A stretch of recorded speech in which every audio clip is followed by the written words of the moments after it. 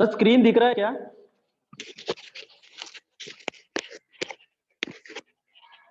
Hello, screen दिख रहा है सर? हाँ सर, स्क्रीन दिखाई दे रहा है। ओके दिखाई दे ओके। रहा है। हाँ Good morning, students. So today, in the subject of English, we are going to learn our topic dialogue writing. Question number 6. Sorry, question number 5. B. There are two sub questions. Question number 5A and question number 5B. Question number 5A is related to the letter writing, and question number 5B. There are also two activities, B1 and B2. B1 is related to dialogue writing, and students, B2 activity is related to the drafting a speech. So today we are going to learn for 5 marks dialogue writing. Dialogue writing means what? Conversation, conference, colloquy, talk, discuss. These are the words for the dialogue. इसको हम लोग हिंदी में विचार कह सकते हैं, इसको हम लोग बातचीत भी कह सकते हैं। संवाद, दो से अधिक लोगों के बीच का संवाद या फिर वार्तालाप। तो ये जो डायलॉग होता है, it is between two or more than two persons, दो या दो से अधिक लोगों के बीच में ये होता है। इसको हम लोग इस तरीके से डेफिनेट कर सकते हैं, we can definite it, dialogue is the exchange of spoken words, means what are the words we are spoken between two persons or more than two persons, so it is a dialogue. So dialogue is the exchange of spoken words between two or more characters in a book or in a play or the other written work. तो दो या दो से अधिक लोगों के बीच में या दो से अधिक कैरेक्टर्स के बीच में किया हुआ जो संभाषण है, बातचीत है, इसी को हम लोग डायलॉग कहते हैं। इसी के ऊपर राइटिंग स्किल के तहत हमें 5 मार्क्स का प्रश्न आता है। यह क्वेश्चन नंबर 5 डी में आता है। इसका फॉर्मेट ऐसा है बच्चों, अब इसमें दो होते हैं B1 और B2, other we have to choose to write B1 और B2, बट B1 में डायलॉग राइटिंग होता है, B2 में ड्राफ्टिंग स्पीच होता है। तो B1 के बारे में आज हम पढ़ रहे हैं, तो उसमें हम लोग डायलॉग को किस प्रकार, उसका जो फॉर्मेट है वो किस प्रकार है, वो हम आज देखने वाले हैं। उसमें कुछ प्रश्न में जो दे रहे थे वो बातें इसमें कि the theme of the dialogue and the topic of the speech will be given in your question. Means in our activity there will be already given your theme, what is the dialogue we are going to prepare. जो dialogue हम लोग बनाने जा रहे हैं, तैयार करने जा रहे हैं, उसका विषय ऑलरेडी वहां पर दिया रहेगा। नीचे में लिखा है कि you have to attempt either one of them, ये उसके लिए है, मींस आइदर B1 एक्टिविटी और B2 activity, we have to choose any one. B1 में जैसा कि मैंने बोला, B1 में डायलॉग राइटिंग होता है बच्चों, और B2 में स्पीच ड्राफ्टिंग स्पीच होता है। तो स्पीच यानी भाषण, भाषण आपको बनाना है, वहां पर उसकी आउटलाइन आपको बनाना पड़ेगा। तो हम लोग खाली आज B1 के बारे में पढ़ रहे हैं, तो उसमें से आपको जो भी आपको अच्छा लगेगा बनाने में, तो मेरे ख्याल से तो B1 एक्टिविटी जो है ड्राफ्टिंग स्पीच से वो बेटर रहेगी डायलॉग राइटिंग वाला। तो कैसे रहेगी ये मैं बता रहा हूँ। इसमें तीसरा दिया है कि the following point should be considered while attempting this questions. हम लोग जब इसको अटेम्प्ट करते हैं तो ये तो बात है, कुछ इस पर ध्यान देना पड़ता है डायलॉग राइटिंग में। सबसे पहले तो prepare a dialogue from the jumble sentence, सबसे पहली जो होती है। इसमें ABC होता है, डायलॉग राइटिंग में 3 क्वेश्चन, सब क्वेश्चन होते हैं। इसमें 3 उप प्रश्न होते हैं। ये 3 उप प्रश्न में सबसे पहला जो होता है कि prepare a dialogue from the jumble sentence. Jumble sentence मतलब क्या है कि सीक्वेंस के अनुसार आपको दिए नहीं रहते हैं, लेकिन we have to make it with the sequence, sequence के अनुसार हमें उसको बनाना पड़ता है। दूसरा जो प्रश्न इसमें होता है कंप्लीट द डायलॉग, उसमें क्या होता है कि पहला लाइन या प्रश्न दिया रहता है, उत्तर दिया नहीं रहता है, फिर से एक प्रश्न दिया रहता है, उत्तर दिया नहीं रहता है। तो इस तरीके से हमें 2 answer, 2 response we have to give and we have to complete the dialogue. It will also give us 1 marks. So here sub question 1 will give us 1 marks and sub question 2 second यानी कि B will give us 1 marks. There is a C, write a dialogue on a given theme. So in this question, C type of question, there will be given any topic. On that topic we have to write dialogue between two persons. दो लोगों के बीच में हमें dialogue लिखना पड़ेगा, तो वहां पर थीम दिया रहेगा, वहां पे सब्जेक्ट दिया रहेगा कि किस सब्जेक्ट पर आपको डायलॉग बनाना है, तो वो हमें बनाना पड़ेगा। और यहाँ पर मैं बताना चाहता हूँ कि जो तीसरा प्रश्न है, write dialogue on a given theme, जो सब्जेक्ट दिया है उस पर आपको डायलॉग बनाना, ये 3 मार्क्स के लिए रहेगा। वो इसीलिए कि हमें यहाँ पर मिनिमम 3 एक्सचेंजेस, यानी कि 2 लोगों के बीच में 3 प्रश्न और 3 आंसर मिनिमम आने चाहिए। मतलब हमारी एक सेंटेंस को, मतलब एक प्रश्न और एक उत्तर, इसको 1 मार्क्स, उसी प्रकार दूसरा प्रश्न और उत्तर उसको 1 मार्क्स, और तीसरा प्रश्न और उत्तर उसको 1 marks. In this way we can get 3 marks from sub question C. हम लोग अभी एग्जाम्पल देखते हैं इसके। अब ये क्वेश्चन नंबर 5 की B1 एक्टिविटी है बच्चों, डायलॉग राइटिंग। अब इस प्रश्न क्रमांक 5 बी में डायलॉग राइटिंग पर 3 भिन्न भिन्न प्रश्न पूछे जाते हैं, जैसा कि अभी हमने देखा है A, B, C। उसमें से सबसे पहला हम लोग देख रहे हैं, दिस सब question will give us 1 marks.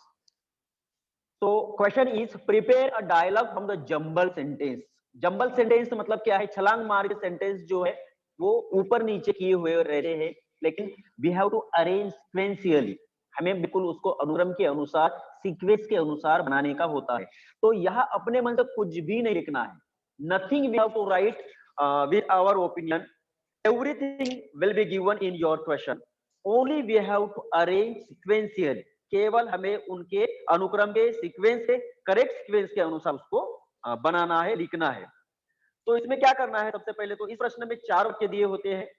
इन वाक्यों का जो अनुक्रम होता है, मीन्स द सीक्वेंस, वो गलत होता है, गलत दिया रहेगा।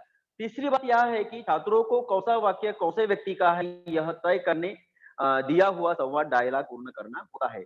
Means what is the part, what is the question in response, यानी कि आंसर, आप विच पर्सन, कौन से व्यक्ति का कौन सा सेंटेंस है, कौन सा रिस्पॉन्स है और कौन सा क्वेश्चन है, ये हमें तय करके, ये जो जबल सेंटेंस होता है, मतलब कि ऊपर नीचे किया हुआ रहता है, सीक्वेंस के अनुसार दिया नहीं रहता है, बस हमें खाली सीक्वेंस उसका सही जोड़ना है और इस प्रश्न को हमें पूर्ण करना है। We can making correct, we will give it will give us 1 marks. Okay, and example is number A। इस तरीके से आपके पेपर में डायलॉग राइटिंग में सबसे पहला A, B, C में A, इस तरीके से प्रश्न आएगा। Put the sentences in proper order to prepare a meaningful dialogue। इस तरीके से आप पाएगा, मतलब आपको उस सेंटेंस को इस तरीके से रखना है ताकि जो आपका दोनों के बीच में जो संवाद बनने वाला है, डायलॉग बनने वाली है, वो मीनिंगफुल होना चाहिए, यानी कि अर्थपूर्ण संवाद, अर्थपूर्ण बातचीत दोनों के बीच में लगनी चाहिए। अब यहाँ पर आप लोग देखिए, उदाहरण में दिया है number 1, no planning your career is not an easy task. No planning your career is not an easy task. Number 2, we can make it easy by planning and making a proper career choice. Number 3, do you think planning your career is an easy task? Number 4, then how can we make it easy? So in this question, in this jumble sentence, you can see there is given first answer, but first we ask question, then there is a comes response, means answer। पहले हम लोग प्रश्न पूछते हैं, उसके बाद में उत्तर आता है, उत्तर पहले नहीं आता है। तो इस तरीके से यहाँ पर दिया रहता है, तो हमको उसको प्रॉपरली अरेंज करना है, we have to arrange it properly, ताकि उसको मीनिंगफुल हम लोग डायलॉग को बना सके। तो आंसर में आप लोग देख सकते हो वहां पर स्क्रीन पे, सेंटेंस इन प्रॉपर ऑर्डर कैसे होगा। नंबर फर्स्ट, प्रश्न पहले आएगा, do you think planning your career is an easy task. पहले में यहाँ पर दिया है प्रश्न में कि no planning your career is not an easy task, ये तो आंसर है, रिस्पॉन्स है, उसका उत्तर है। तो प्रश्न पहले आएगा, इसीलिए प्रश्न में do you think planning your career is an easy task. बच्चों इसमें प्रश्न और उत्तर, तो प्रश्न अगर पहले आता है तो प्रश्न की शुरुआत कैसे होती है? प्रश्न की जो शुरुआत होती है बच्चों, या तो हेल्पिंग वर्ब से होती है, या तो इंट्रोगेटिव जो वर्ड्स होते हैं, प्रश्नवाचक जो शब्द होते हैं बीच, व्हाट, व्हाई, वेयर, हुम, इस तरीके से हो सकते हैं, या फिर जो हमारे हेल्पिंग वर्ब है, वर्ब होते हैं am, is, are, was, were, can, could, shall, should, may, might, ये जो हेल्पिंग वर्ब्स है इनसे शुरुआत होती है। तो डू भी हमारा हेल्पिंग वर्ब है। ये डू जब शुरू में आता है तो वो प्रश्न बनाता है, तो उस तरीके से हम लोग उसको पहले चुनेंगे कि do you think planning your career is an easy task? क्या आपको लगता है कि प्लानिंग करियर में करना यह सबसे इजी टास्क होता है? तो उसका उत्तर में आएगा कि no, planning your career is not an easy task. नहीं, करियर में प्लानिंग करना ये कोई आसान बात नहीं है। ये उसका सेकंड आंसर आएगा, फर्स्ट का आंसर आएगा ये। यानी कि सीक्वेंस नंबर जो आपके प्रश्न में 3 नंबर पर जो दिया है प्रश्न, वो आपके आंसर में फर्स्ट नंबर पर आएगा। प्रश्न में जो 1 नंबर पर दिया है वो आंसर में आपके 2 नंबर पर आएगा। No planning your career is not an easy task. अब हम तीसरा लाइन यानी कि सेकंड प्रश्न हम लोग देखते हैं। फिर वहां पे पूछा है कि then how can we make it easy, ये भी प्रश्न है। देन के बाद में उन्होंने हाउ कैन, हाउ ये भी इंटरोगेटिव वर्ड है। तो इस तरीके से प्रश्न की शुरुआत हुई है कि then how can we make it easy, यानी कि हम लोग उसको आसान कैसे बना सकते हैं। तो उसका रिस्पांस यानी कि आंसर उसके बाद होना चाहिए। मतलब कि जो 4 नंबर पे दिया है वो आपके 3 नंबर में आएगा आंसर पे, और यहाँ पर जो दिया है 4 नंबर पे, वो उसका आंसर क्या होगा कि we can make it easy by planning and making a proper career choice. We can make it easy by planning and making a proper career choice. तो हम लोग उसको आसान बना सकते हैं किस तरीके से, उसका सुनियोजित प्लानिंग करके और सही तरीके से उसको हम लोग प्रॉपरली उसका करियर के बारे में नियोजन करके हम उसको आसान बना सकते हैं। ये उसका लास्ट रिस्पॉन्स रहेगा। तो बच्चों, in this activity you can see here there are 2 questions and 2 answers. इस एक्टिविटी में 2 प्रश्न होते हैं और 2 आंसर होते हैं। अपने मन से कुछ भी नहीं लिखना है हमें। दोनों प्रश्न वहां पर दिए रहते हैं, 2 आंसर भी दिए रहते हैं। इस प्रकार से 4 सेंटेंस वहां पर होते हैं। खाली वो जंबल सेंटेंस होते हैं, मतलब कि वहां पर हो सकता है कि आंसर पहले दिया हो, प्रश्न बाद में दिया हो, और जो पहले प्रश्न जो लास्ट में पूछा जाता है वो प्रश्न शायद पहले में दिया हो। तो इस तरीके से वो रहेगा। लेकिन आपको पहले प्रश्न कौन सा आना चाहिए, फिर सेकंड नंबर पर कौन सा प्रश्न आना चाहिए, ये खाली सोचना है। और जो सेंटेंस में दिया है प्रश्न में और उत्तर में, exactly what given you have to write, जो भी दिया रहेगा उसी प्रकार उसको लिखना है। तो इस तरीके से हमने आंसर बनाया कि do you think planning your career is an easy task? No, planning your career is not an easy task. Then how can we make it easy? We can make it easy by planning and making a proper choice. इस तरीके से a will give us 1 marks. इसमें से dialogue writing में ए हमें 1 marks देगा, जो पहला उदाहरण हमने देखा है। अब उसमें से हम लोग देखते हैं दूसरा उदाहरण इसका, वो है बी। बच्चों, बी में अब क्या आएगा, सबसे पहले तो इसका मार्क्स जान लीजिए। इसमें भी 1 मार्क्स। बी सब question will give us 1 marks. अब यह प्रश्न पाठ की शुरुआती वार्मिंग अप यानी कि चिटचैट एक्टिविटी पर आधारित होता है। बच्चों, ये डायलॉग राइटिंग में बी वाला जो आता है, इसलिए आपको क्या करना है, टेक्स्ट बुक में जितने भी चिटचैट एक्टिविटीज है या फिर वार्मिंग अप एक्टिविटीज है, उसको अच्छे से तैयार करके रखना है, यानी उस पर प्रैक्टिस करिए। तैयारी मतलब क्या है, we have to practise well in advance. हमें पहले ही शुरुआत में ही हमें जब भी हम लोग परीक्षा को फेस करने के लिए जाते हैं, उससे पहले ही अच्छे से उसको तैयारी करके रखना चाहिए। तो ये चिटचैट एक्टिविटी है, वार्मिंग अप एक्टिविटी आपके बिल्कुल हर एक लेसन के शुरुआत में रहती है, उसको आप अच्छे से तैयार करिए। दूसरी बात, उस चिटचैट कृति में से 2 प्रश्न दिए रहते हैं। आपको उस चिटचैट कृति में से ही 2 क्वेश्चन दिए रहते हैं। उन प्रश्नों का उत्तर लिखकर आपको ये डायलॉग पूर्ण करना होता है। तो जो प्रश्न आपके बी में दिए रहेंगे, ऑलरेडी दिए रहेंगे, आपको खाली क्या करना है, उन प्रश्नों के उत्तर देना है।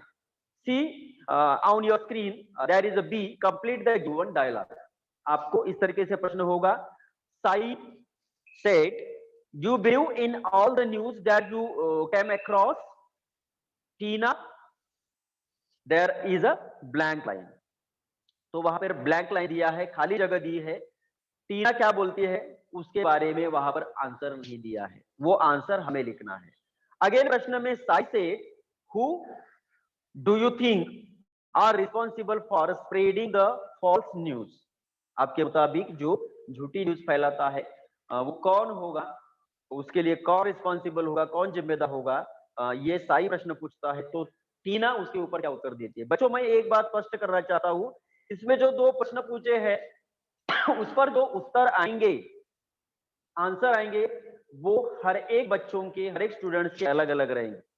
तुम्हारी जैसी थिंकिंग है, तुम्हारी जैसी सोच है, अपनी सोच के अनुसार इसके आंसर आएंगे, लेकिन answer your responses will be related to the question only. आपको उस प्रश्न से रिलेटेड ही उत्तर देना है। कोई और मतलब सब्जेक्ट एक पूछ रहा है, हम दूसरे ही सब्जेक्ट के बारे में उत्तर देंगे तो नहीं चलेगा। we should give answer with the subject which is asked in the question. So what is asked here, do you believe in all the news that you come across? Tina said, answer में आप देखिए अभी on your screen, no, because a lot of people spread false news. अब प्रश्न उन्होंने ऐसा पूछा था, do you believe in all news that you come across, जितने भी न्यूज आती है ये सब पर तुम विश्वास करती हो? तो वो कहती है कि नहीं नहीं, मैं सब पर विश्वास नहीं करती, क्योंकि आजकल बहुत सारी झूठी न्यूज भी आती है। So this is what the response is given here, correctly to the point, to the question. जैसा प्रश्न पूछा है वैसा ही रिस्पॉन्स हमने यहाँ पर लिखा है। प्रश्न यह है कि do you believe in all the news that you come across? तो Tina said no, because a lot of people spread false news. इसको अंडरलाइन करना है, अंडरलाइन कर दिया है हमने। देन अब यहां पर देखिए आप लोग, जो उसके बाद में जो आ रहा है तीसरी लाइन, यानी कि second question, who do you think are responsible for spreading false news. अब यहाँ पर जो बच्चों थोड़ा सा वर्ड मिस्टेक है, प्रिंटिंग मिस्टेक है, यहाँ पर थोड़ा सा टाइप करने में। थिंक जो दिया है वो थिंक है, THINK, think. Who do you think मतलब कि किसके बारे में आप ऐसा विचार करते हो कि the person is responsible for spreading false news. मतलब झूठ मूठ की जो न्यूज है, समाचार है, वो फैलाने वाले, झूठ की बातें फैलाने वाले लोग कौन है, किसको आप जिम्मेदार ठहराते हो? तो Tina say people who love to gossip spread fake news. जो इस प्रकार के झूठी बातों पर, झूठी समाचार पर विश्वास करने वाले लोग ही इस प्रकार की जो अफवाह भरी जो न्यूज है उसको फैला सकते हैं, ये उसका आंसर है। तो इस प्रकार बी एक्टिविटी में बच्चों दो प्रश्न रहेंगे और उसके उत्तर, means the answer, your responses will be given topic और given subject in the question. प्रश्न में जो सब्जेक्ट रहेगा, जैसे यहाँ पर न्यूज अखबार के बारे में पूछा है, तो your response, your answer, our answer will be match with the question. प्रश्न के साथ वो मैच होना चाहिए। इस तरीके से हमने ए में देखा, ए एक्टिविटी यहाँ पर हमें 1 मार्क्स दी, फिर हमें बी एक्टिविटी में 1 मार्क्स मिला। इस तरीके से डायलॉग राइटिंग में ए और बी में हमें 1 और 1 2 marks, means 1 + 1 we will get 2 marks। And for the third यानी कि सी सब टाइटल यानी sub question, we will get 3 marks. इस तरीके से इसके 5 मार्क्स है। तो तीसरी एक्टिविटी हम लोग इसमें देखते हैं, write a dialogue between 2 persons on given theme. यहाँ पर एक ये रहेगा प्रश्न कि जो सब्जेक्ट दिया रहेगा, जो थीम दिया रहेगा, जो टाइटल दिया रहेगा आपको, उस टाइटल पर, उस सब्जेक्ट पर आपको 2 लोगों के बीच का संभाषण लिखना है। इस प्रश्न में डायलॉग राइटिंग के लिए कोई भी एक विषय दिया रहेगा और उस विषय पर हमें डायलॉग तैयार करने की होती है। इसमें महत्वपूर्ण बात यह है कि meaningful minimum 3 exchanges of given theme. यहाँ पर मिनिमम 3 एक्सचेंजेस होने चाहिए। मतलब क्या है कि बिटवीन द डायलॉग के बीच में there should be 3 questions and 3 responses, यानी कि 3 आंसर। यहाँ पर 3 प्रश्न और 3 उत्तर अपेक्षित है। उसे अगर हम लोग कम लिखते हैं तो उसके मार्क्स हमें कम मिलेंगे। लेकिन आप more than 6 we can write, more than 6 we can write, हम लोग 6 से ज्यादा लिख सकते हैं। यानी कि हम लोग 3 प्रश्न की जगह 4 प्रश्न भी लिख सकते हैं, लेकिन हमने 2 ही प्रश्न लिखा, तो हमें जो 1 प्रश्न हम लोग कम लिख रहे हैं, उस हिसाब से हमें 1 मार्क्स हमारा कट जाएगा। तो बच्चों, हमें पूरा प्रयास करना है, ये तीनों प्रश्न लिखने का बहुत आसान है। ये देखिए उसका उदाहरण यहाँ पर दिया है। Dialogue of minimum 3 meaningful exchanges. Dialogue of minimum 3 meaningful exchanges between Rashmi and Raj. Rashmi और राज के बीच में ये डायलॉग दिया गया है, और ये मीनिंगफुल 3 एक्सचेंजेस दिए हैं यहाँ पर, 3 प्रश्न और 3 रिस्पॉन्सेस है। तो पहला दिया है, Rashmi said, good morning Raj, what are you doing. सीधा सीधा यहाँ पर आंसर दिया है कि रश्मि और राज के बीच में ये डायलॉग हमें बनाने का था। तो good morning Raj, what are you doing. Raj said, I am planting a tree plant. मैं प्लांट को क्या कर रहा हूं, ट्री को, आई प्लांटिंग अ ट्री मतलब कि मैं पौधा लगा रहा हूं। Rashmi said, which plant are you planting. कौन सा जो प्लांट है तुम लगा रहे हो। तो राज से, it is a mango plant, means what ever the plant I am planting is a mango plant. Then Raj said, it is a mango plant. Rashmi said, we get mangoes easily from market. Then why are you planting it? हमें आसानी से market में मिल जा रहे, फिर क्यों लगा रहे हो। Then Raj said, do you know trees are our lungs. They give us fresh air and fruits. तो ये हमारे फेफड़े की तरह काम करते हैं, और हमें वो फल भी देते हैं और शुद्ध हवा भी देने का काम करते हैं। Also they give us flowers, medicines, fragrance, wood, and most important is that they provide us oxygen. Then Rashmi said, thank you Raj, you gave me the nice information. आपने मुझे बहुत सुंदर जानकारी दी है। I will also plant a tree now. मैं भी घर में ट्री यानी कि प्लांट, पौधा, प्लांट यानी उसको लगाऊंगा। Then Raj said, thank you बोलने पर वो कहता है कि welcome and all the best, आपको ऑल द बेस्ट। इस तरीके से यहाँ पर रश्मि के आप 3 क्वेश्चन और राज के 3 आंसर, यानी मीनिंगफुल 3 रिस्पॉन्सेस हम लोग देख रहे हैं। 3 क्वेश्चन है और 3 रिस्पॉन्सेस है। अब ये जो हम लोग डायलॉग अभी बनाए हैं, इसमें ए, बी और सी को बिल्कुल तीनों को एक साथ करके आपके स्क्रीन पे दिया है। ये तीनों इस तरीके से रहेंगे। ए में हमने क्या किया, ए में हमने जंबल सेंटेंस थे उसको प्रॉपर ऑर्डर में लगाया। तो whenever we properly sequentially made a meaningful dialogue, sequentially लगा करके उसको बना करके हम लोग मीनिंगफुल डायलॉग उसको बनाते हैं, तो हमें ए में 1 मार्क्स मिलता है। बी में 2 प्रश्न ये रहते हैं, उसकी जो खाली जगह है वहां पर हम लोग आंसर जब लिखते हैं, जैसे यहाँ पर साई और टीना, दूसरा भी है साई और टीना का, ये यहाँ पर देखो ये प्रश्न है, ये उत्तर है, ये प्रश्न है और ये उत्तर है। तो इस तरीके से यहाँ पर 1 मार्क्स आपको मिलेगा, यहाँ पर आपको 1 मार्क्स मिला था, तो ये दोनों का आपको 2 मार्क्स मिला, और यहाँ पर लास्ट में है आपको और 3 मार्क्स। यहाँ पर आपकी जो अभी रोशनी और राज के बीच की जो डायलॉग थी, उस पर हमने देखा कि किस तरीके से इनको दोनों के बीच का संभाषण है। तो इस तरीके से हमें ये 5 मार्क्स का जो स्किल है, राइटिंग स्किल है, डायलॉग के तहत यानी बातचीत जिसको कोलोक्वी भी कहते हैं, वो हमें बनाना होता है। अब बच्चों और अच्छे से समझने के लिए और मैं एक नया उदाहरण यहाँ पर लाया हूँ, इसको भी आप लोग समझिए। ये देखिए, ये एग्जाम्पल नंबर 2 है। इसमें एक्टिविटी जो सब क्वेश्चन होता है वो ए होता है, बी होता है और सी होता है। जैसा कि मैं आपको बताया, ए में 1 मार्क, बी में 1 मार्क और सी में 3 मार्क्स, इस तरीके से 5 मार्क्स आपको मिलते हैं। बहुत सिंपल रहते हैं। इसमें ये दूसरा उदाहरण है, इसमें क्या दिया है आप देखिए। अब यही आएगा ऐसा नहीं है, लेकिन इसके जैसा कोई भी आएगा, उतना डिफिकल्ट नहीं रहता है, बस आपको बहुत उसको अच्छे से ध्यानपूर्वक रीअरेंज करने का होता है। जैसे पहले दिया है, prepare a dialogue from jumble sentence.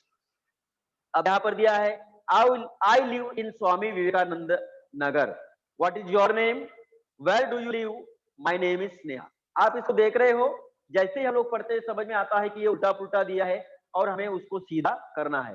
तो सबसे पहले तो हम लोग प्रश्न पूछेंगे, कि हम पूछेंगे कि आप कहाँ पे रहते हो, where do you, sorry what is your name, हम पहले पूछेंगे, पहले तो नाम पूछेंगे, उसके बाद में कहाँ रहते हो वो पूछेंगे। इसलिए what is your name, my name is Neha, where do you live, I live in Swami Vivekananda Nagar. इस तरीके से इसका आंसर आएगा। ये देखिए आंसर, पहले प्रश्न पूछा what is your name, my name is Sneha, where do you live, I live in Swami Vivekananda Nagar. So this is what, two questions and two responses यानी कि आंसर।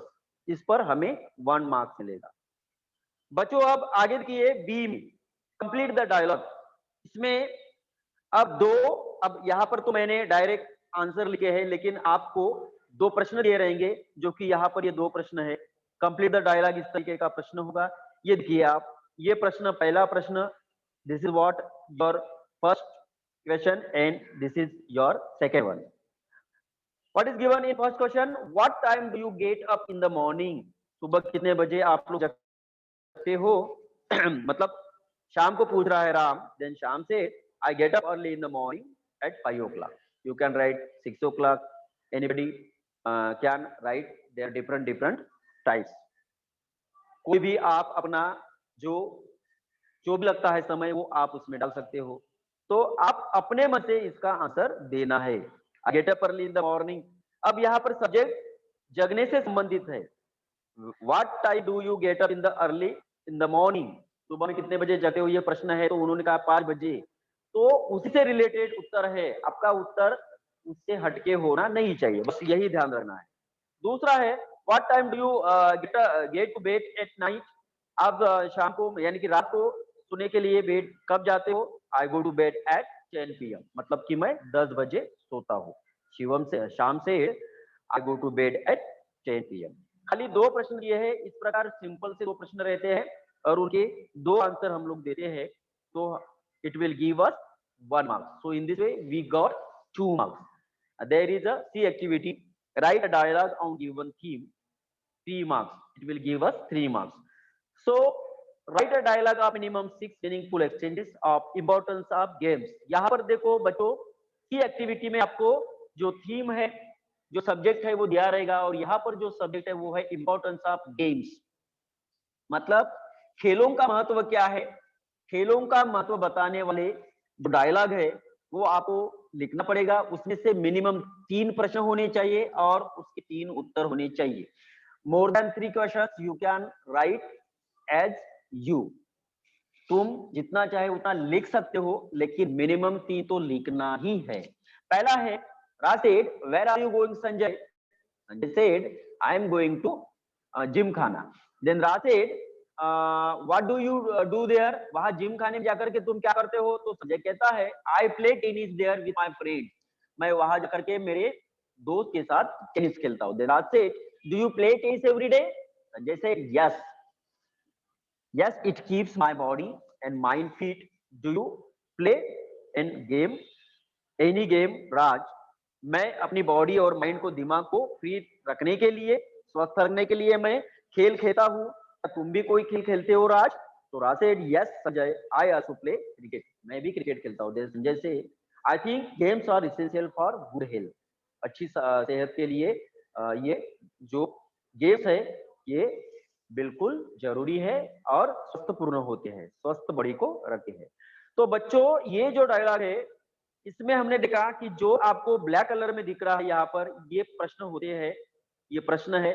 और जो आपको रेड टाइप कलर में दिख रहा है, थोड़ा सा ब्राउनिश कलर में, तो ये संजय का जो है ये आंसर है। तो यहाँ पर एक प्रश्न एक उत्तर, एक प्रश्न एक उत्तर, इस तरीके से 3 प्रश्न और 3 उत्तर आएंगे और it will give you 3 marks, यानी कि each question and each answer will give you 1 marks।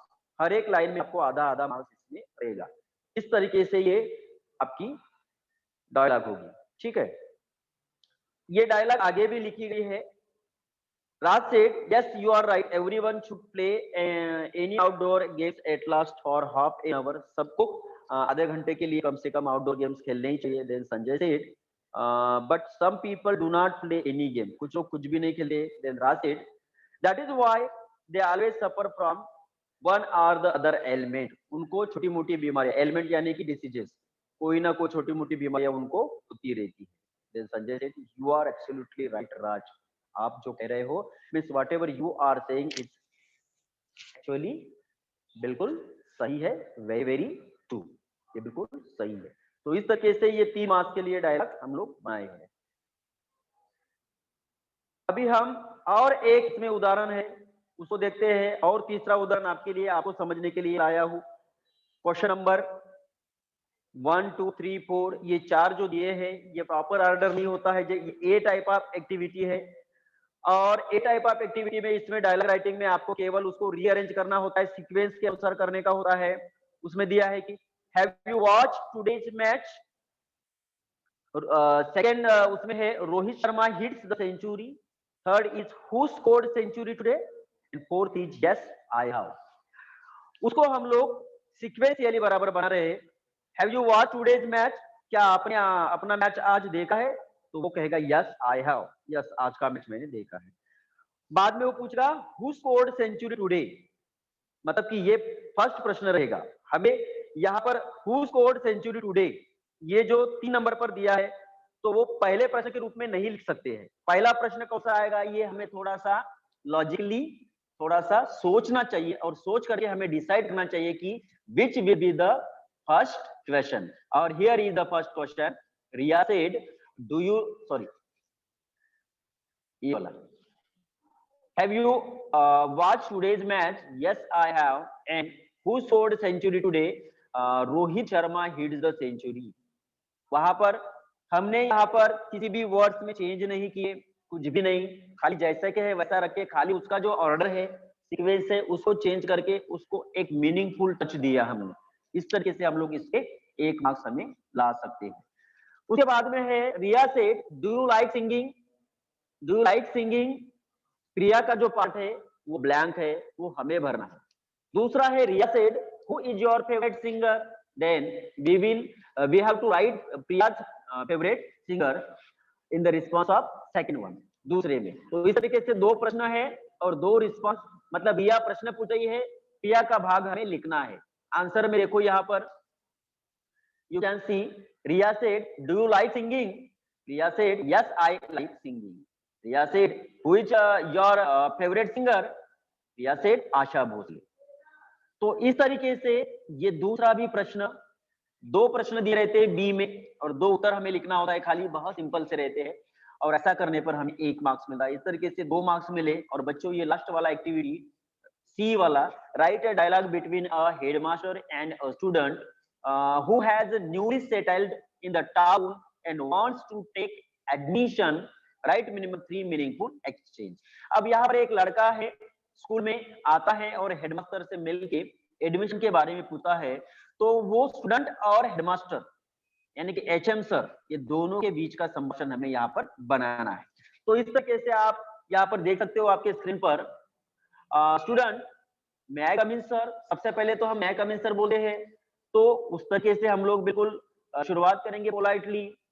Headmaster said yes come in, आइए।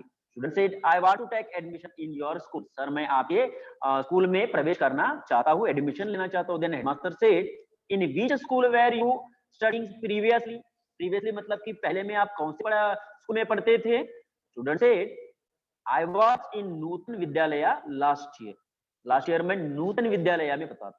Headmaster said have you brought your school leaving certificate, क्या आपने अपने स्कूल की जो एलसी है, लिविंग सर्टिफिकेट है, वो लाई है, एडमिशन के लिए चाहिए हो। Student said yes sir here it is, हाँ सर मैं लाया हूँ, ये यहाँ पर है। So this is what, these are the meaningful exchanges between student and headmaster. So इस प्रकार अगर हम लोग बनाते हैं in this way, if we made it, हमने उसको अगर ऐसे बनाया है तो हमें बिल्कुल इसके 3 मार्क्स जरूर मिलेंगे। तो इस प्रकार बच्चों ए बी और सी डायलॉग राइटिंग में क्वेश्चन नंबर 5 का जो बी पार्ट होता है उसमें B1 और B2 होता है, और B1 और B2 में ये B1 और B2 एक्टिविटी जो होती है उसमें B1 हमें करना बहुत आसान रहेगा डायलॉग राइटिंग वाला, क्योंकि B2 में वहां पर ड्राफ्टिंग का स्पीच मतलब स्पीच बनाना पड़ेगा और वो ग्रामेटिकली करेक्ट होना चाहिए।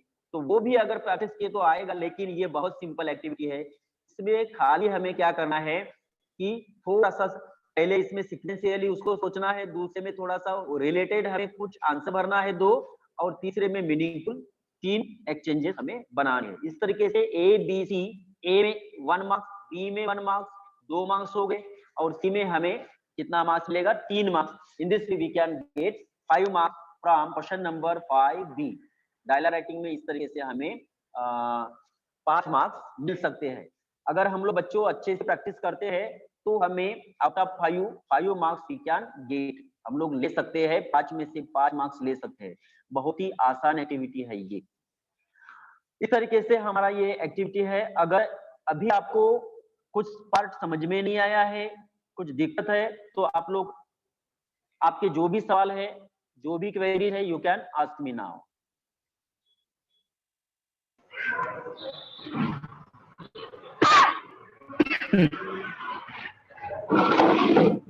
किसी को कोई अगर बात समझ में नहीं आई है तो पूछिए, कुछ प्रश्न है, कुछ क्वेरी है। किसी को कोई क्वेश्चन पूछना है तो आप बच्चों, पूछ सकते हो।